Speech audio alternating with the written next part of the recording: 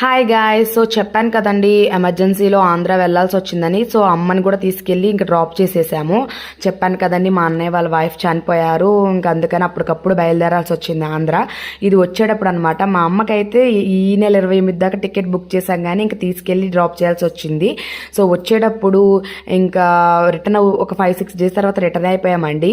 So వచ్చేటప్పుడు వైజాగ్ నుంచి రాజమండ్రి వెళ్ళే హైవే మీద ఒక కాంట్రవర్షియల్ రెస్టారెంట్ ఉంది కదా. సో అదేనమాట. ఇది చూస్తుంటే ఏదో షోరూంలోకి వెళ్ళినట్టుంది కదా, బైకులు కార్ల షోరూంలోకి. కానీ కాదండి, ఇదే అనమాట ఆంధ్ర లార్జెస్ట్ రెస్టారెంట్ అని.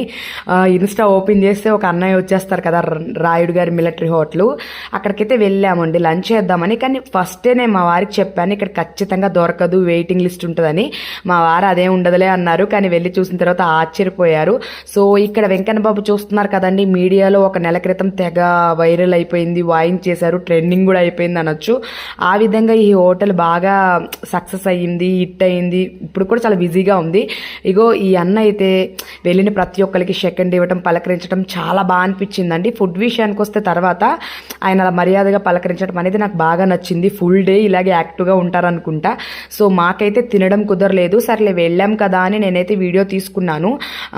ఇక్కడైతే వెళ్ళి పేరు రాయించుకుని అపాయింట్మెంట్ ఇవ్వాలండి. ఫస్ట్ అపాయింట్మెంట్ తీసుకోవాలి. ఒక 1 అవర్కి 2 అవర్స్కి వస్తుంది. సో నెక్స్ట్ టైం ఎప్పుడైనా హైవే మీద వెళ్ళినప్పుడు అక్కడ ఫుడ్ మాత్రం తప్పకుండా ట్రై చేసి